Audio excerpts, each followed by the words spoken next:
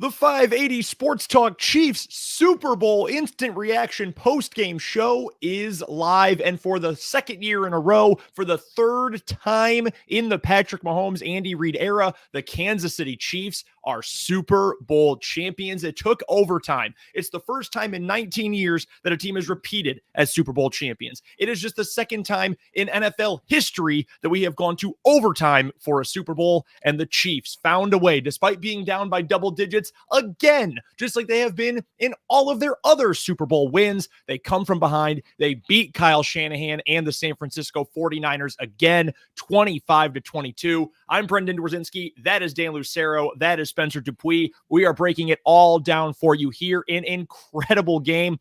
And look, I love good defense. So if you're like me and you love good defensive play, you probably loved the entire game that took damn near 4 hours. If you hate that, you just love high scoring games, first half, probably not for you, but we got all the drama you could ever possibly ask for. Second half, fourth quarter, certainly into the overtime session. And in the end, we have used this word before. I'm certain we have used it during the lead up to this game, guys. Patrick Mahomes and by proxy, the Kansas City Chiefs, they are inevitable. And you knew if the 49ers were not able to put, to use Mitch Holthus's phrase, put the hammer down somehow, go for the big swing, go for a touchdown there at the end instead of a field goal, somehow dictate the pace of this game, the Chiefs were going to come back and were going to win this one. And that is exactly what happened. We had the hero of the day, the greatest football player in the world, Patrick Mahomes, win the MVP again. He was a superstar in this game. Travis Kelce was incredible. You had the defense playing as well as they've played all season. They looked awesome after the first quarter of this game. And then you had the unlikely heroes. You had McCole Hardman, of all people, catch the game-winning touchdown. It was just an unbelievable effort from front to back. So, Dan, let's just start with you. We've got so much to break down here. Just overall thoughts. The worst Chiefs team of the Mahomes-Reid era, with the most difficult postseason schedule and run of all time, according to DVOA, still won a Super Bowl over the number one team from the NFC that had been the best team in the NFC all year. They have Patrick Mahomes, man. I mean, that's really kind of all there is to it. They have Patrick Mahomes, and his greatness was once again proved on the game's grandest stage tonight. It was last year. It was Bomani Jones on his TV show on HBO who said, I don't know why people deny the fact that what we're seeing with Patrick Mahomes is Michael Jordan. Like, that's what we're seeing when it comes to playing the position, when it comes to being a football player. What we are seeing with Patrick Mahomes, it's Michael Jordan. And I remember distinctly what Bomani Jones said was, if they don't believe he's Michael Jordan, he's going to have to do the thing that Michael Jordan did, which is just win the championship every year. And so maybe he will. Maybe this train doesn't stop, because this is as bad as the Chiefs have been, as you said, in the Patrick Mahomes era. And they still got here, played brilliant football, and then endured a Super Bowl that felt so much like a microcosm of their season. In fact, I think Mahomes used that exact term on the podium after the game. It felt so much like a microcosm of their season. Penalties, mistakes, drop passes, killer turnovers, frustration boiling over on the sideline. Travis Kelce almost got 2 minutes for elbowing on his own head coach in the first half. It felt a piece like a piece of everything the Chiefs were from week one all the way through that Christmas Day debacle against the Raiders.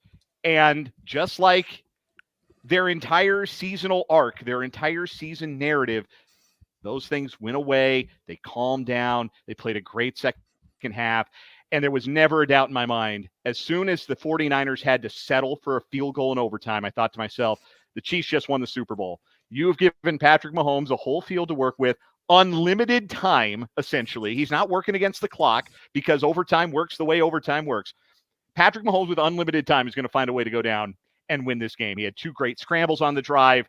And then McCole Hardman, of all people, I'm not going to pat myself on the back too hard. I did predict this on Friday. It was one of my prop bets on the show. I made a nice chunk of change on McCole Hardman scoring a touchdown right at the right time. When it was time to use some of that misdirection, get a guy on the perimeter, he was there, and he caught the game-winning touchdown pass.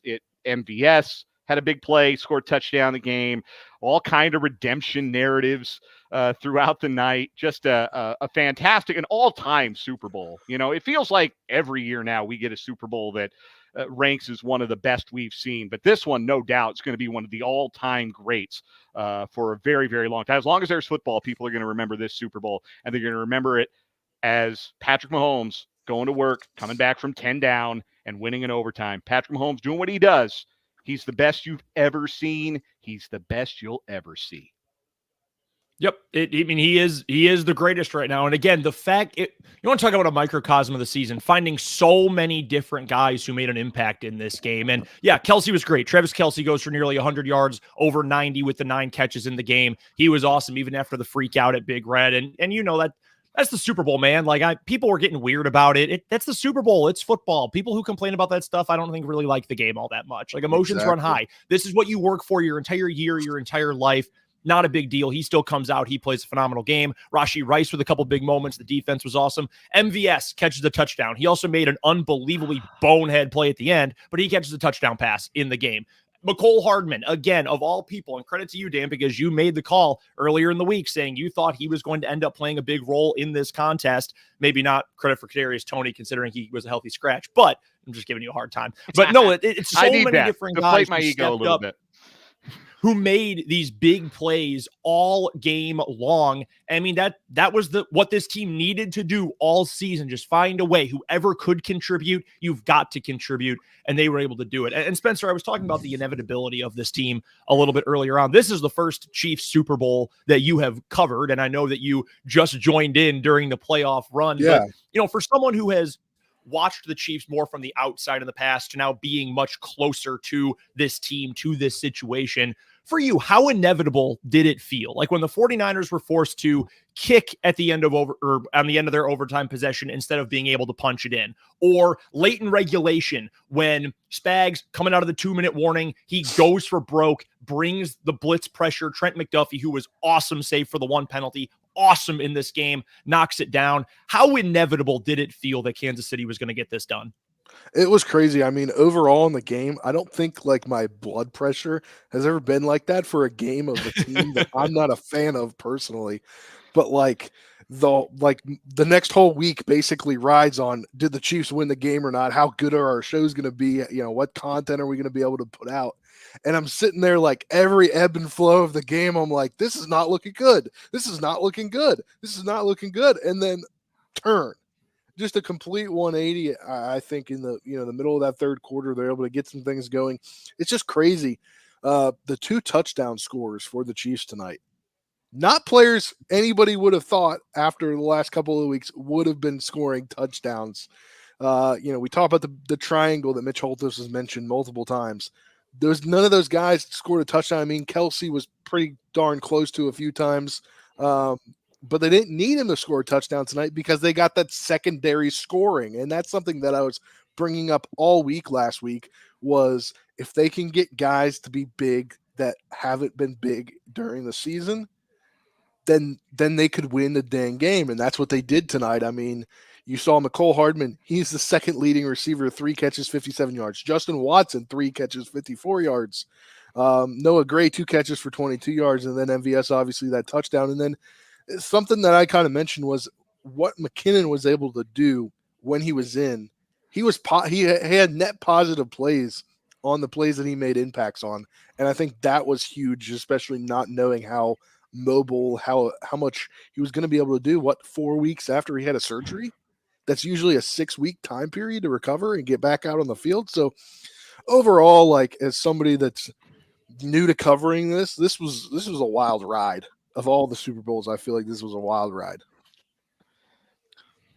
I think I feel really good about this game, considering that specifically more so for Dan and myself, we came out financially in a good spot. We were sharing the bet slips after the game, feeling a lot better after my tough day at Prairie Band on Thursday. Felt good to bounce back with this one today. I mean, we all got a good prediction. Spencer, you were telling us the parlay you gave us during our prop contest on the show on Friday. That was a winner. Dan with the Mecole Hardman call, that was a big winner. And he only had the 2 catches, but Noah Gray was involved a bunch. He was blocked blocking his ass off at the end of the game. He was swallowing up Nick Bosa. That was awesome to see. Shout out to all my fellow type 1 diabetic insulin dependents out there. You just had so many impressive performances, so many guys who stepped up, and that includes the coaches too. And I was as frustrated with Andy Reid as anybody during I guess that would have been in the third quarter. Like, why are you calling a timeout but not challenging what was obviously a bad spot? What are some of these play calls, some of these decisions? And then there was a little irony, too, that twice the Chiefs got stopped on a 3rd and short,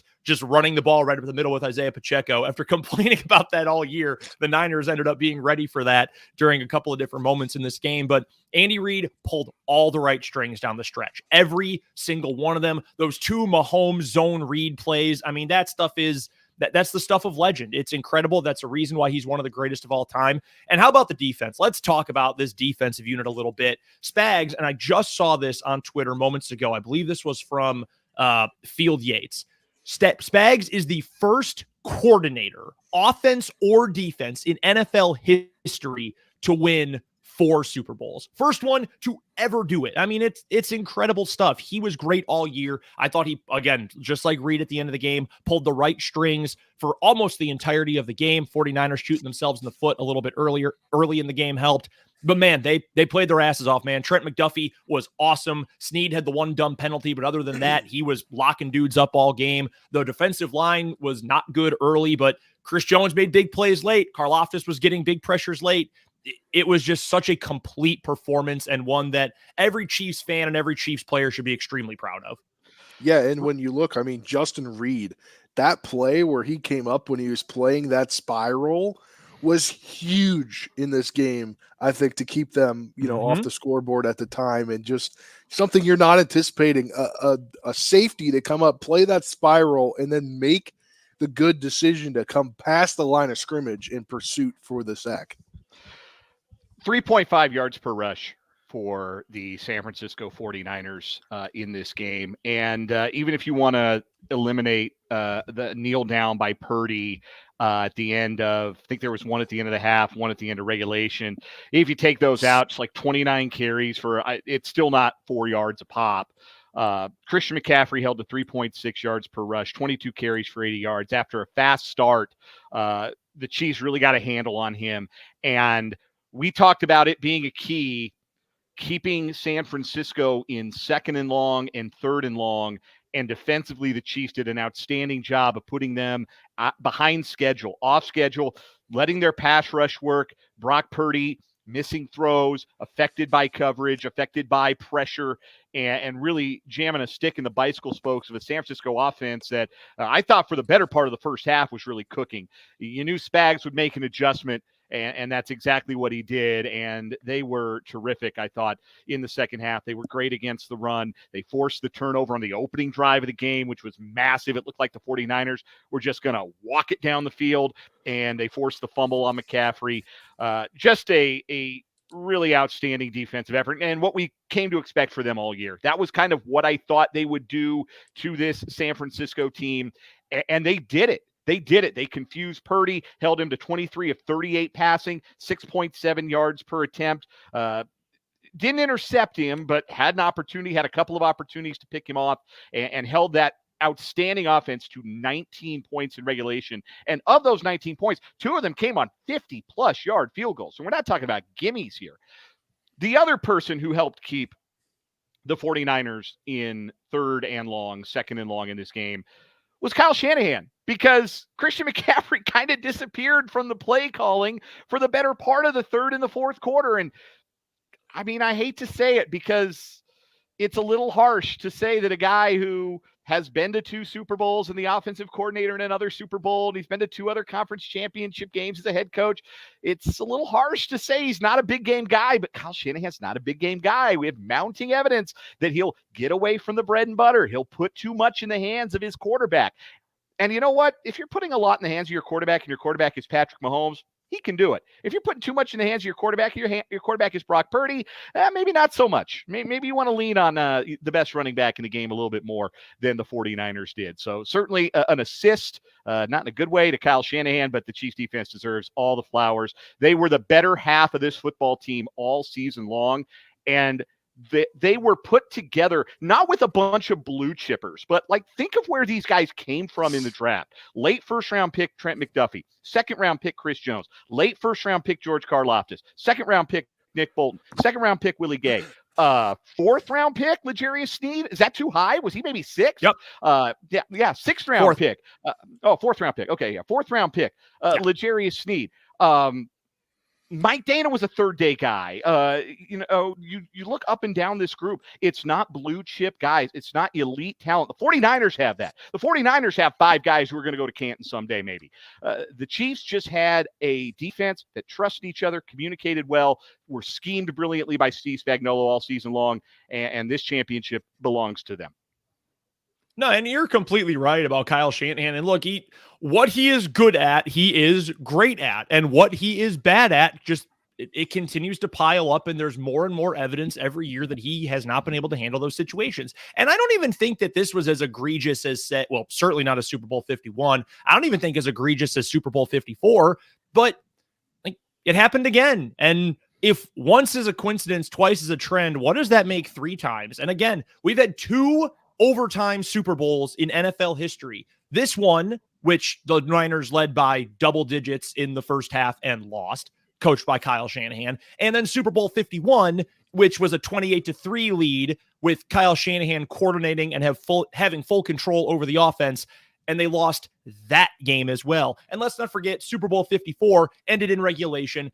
Kyle Shanahan coaching in that game, team up by double figures, celebrating on the field. They ended up losing that game as well. I mean, it just is what it is. And I want to give credit to the 49ers too. I don't think the 49ers played a bad game. In fact, I think their defense for the most part was awesome in this game. Yeah. Can I say something I was totally wrong about? I was totally wrong about Chase freaking Young. He had a sack in the Super Bowl. I thought he was just going to be who he was the whole season. I think he just gained himself a contract somewhere. Those dudes balled out. He was great. It kind of reminded me a little bit of Super Bowl 54 in a way where that San Francisco front really dictated the terms of the game, certainly in the first half. And I thought for the better part of the third quarter as well, they dictated the terms. They were winning big. Donovan Smith and Jawan Taylor were losing their one-on-one matchups, and Nick Allegretti was losing his one-on-one matchup. Eric Armstead was very impactful making plays.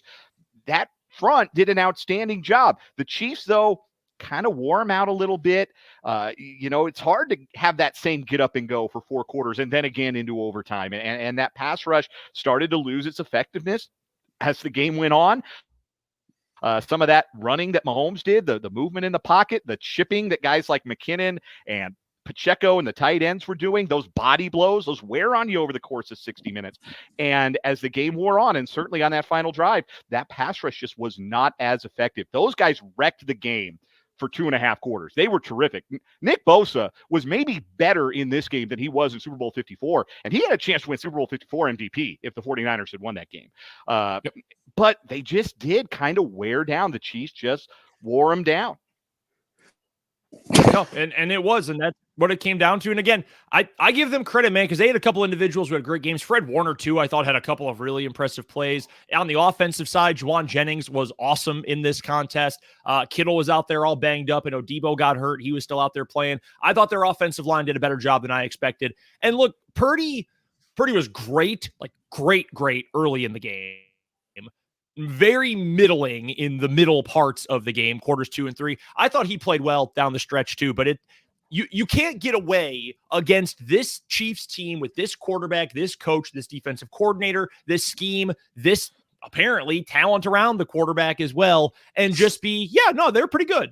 Like everyone would pretty much tell you coming out of the last parts of the game, like, Purdy played pretty well. I think so. Yeah, he had a fine game. He's not the reason the Niners lost, but you can't win with that in a game like this, in a one-off sample on the biggest stage when everyone's locked in against this Chiefs team. And it's just, again, it's so impressive that they were able to put this all together against a team that was playing their hearts out and played a really strong game. And it still wasn't enough. It still was not enough to take down this Chiefs team. We obviously have a Sports Talk radio show where we're going to keep breaking this all down over the next week. But before we go and get ready for that and our Super Bowl celebration show coming up on Monday, Spencer, let's get some final thoughts here from Super Bowl 58. And just, what was both at the same time an unbelievable Chiefs win, but if you know anything about the Chiefs, also just a completely predictable Chiefs win. Yeah, and I mean, obviously, this is the first one that I have covering this team in the way that we cover this team. I think it was an interesting Super Bowl. It felt like everything was going on, the ebbs and flows of the game, and then when it was under a minute left, I was like, are they really in the regulation? I was like, are they really playing for the tie? And then they hit Kelsey down, and he takes it down the field into Niner territory. And I'm like, they're not playing for the tie, but they just couldn't get it in the end zone. Unfortunately, went to overtime, and new overtime postseason rules. Definitely a fan of them. They should make them regular season overtime rules. Also, bad to see how Greenlaw went down trying to go out on the field, and that was an Achilles. So the Achilles monster all over the NFL this season. It started the season, and it's going to end the season. The Achilles monster. Yeah, that's true. That was crazy. I mean, this game started, and I was just gonna say this game had everything. You had freak injuries, you had crazy plays, you had overtime, you had a memorable halftime show. We'll talk about that. We'll talk about the commercials coming up on Monday's show on 580 Sports Talk as well. But I mean, you had everything, Dan, and more than anything, you got this team just doing what they always do. Yeah, they feel inevitable. That was when ESPN tweeted that the Chiefs had won. They posted Thanos, I am inevitable. And that's kind of what the Chiefs feel like right now, even though this was not a Chiefs team that had all the Infinity Stones. Let's be real honest. In fact, for a lot of the season, it was like they were playing with those big iron gloves on their hands as a group, led the league in drops all season long, but they were so sharp in the postseason, so sharp down the stretch in this game. Also got to shout out the 49ers, by the way, for getting the game theory wrong on the coin toss in overtime. I knew as soon as they took the ball first, I said, I think that's a mistake. I think this is obviously the first time they played in a game like this. They're making a mistake. You want the ball second, like the college overtime. I don't know why they wanted the ball first, and that lets the Chiefs know what they have to do, how they have to play the game, dictates the terms for their offense in a way that puts you behind the eight ball. So I thought the 49ers really screwed that up and paid the price. But my final thought is simply this. The Chiefs went 50 years without winning one of these things. And that's multiple generations. People who are our listeners, people who are watching this video here tonight or might encounter it later on, watching it on our YouTube channel. And that's a long time. That's a long time to go without tasting what this feels like. And you talk about going from 0 to 60, from 50 years of heartbreak and 50 years of disappointment to now writing your name next to the 60s Packers, the 70s Steelers, the 80s 49ers, the 90s Cowboys, the 2000s Patriots. The Kansas City Chiefs of the 2020s are now a team that defines an era of football. They are a team that defines a decade. They are a true dynasty. So here's to them, little red lager from KCC. I can drink while we do these, right? You don't care? Nobody cares? I don't think anybody cares. FCC doesn't monitor these. This is fine. Yeah, exactly. So here's to a dynasty. Dynasty. Say it. Let it roll off your tongue, Chiefs fans. This is a dynasty, and Patrick Mahomes is the best there is, and the best maybe there ever will be. Bret Hart certainly endorses that, mostly because Bill Goldberg didn't say it. No, I mean, it's amazing. It is incredible, and you love to just see the emotion. And you could tell this one was different for this team because the first one is always the most special. It is the most unique. And the Chiefs have had a storyline for all of these. I mean, it was the first one in 50 years back in Super Bowl 54. Last year, it was kind of the redemption tour. You got knocked off before you got to a Super Bowl. The year prior to that, you had lost in the Super Bowl. It was getting back to that spot. And after an entire year of the dumbest takes all over the place about how Tyreek Hill is going to cost them a Super Bowl, all that, well, then you won and you busted all those narratives. Then this year it was, no teams won back-to-back in almost 2 decades.